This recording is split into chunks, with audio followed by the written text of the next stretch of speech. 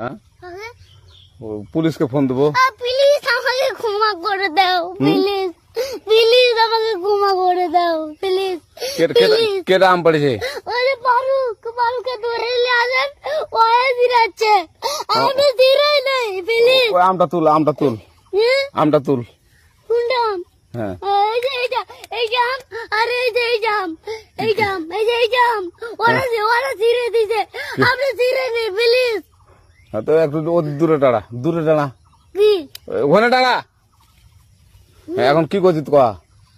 ফারুক না, আমরা কিবা বলছি, আমরা রাস্তা দিয়ে বললাম বলে আমরা স্কুল যাবো, কটা বস্তা দেখি ওই বাগানে ঢুকলে দিয়ে না আমাকে একটা দুইটা আম ছিঁড়ে দিল।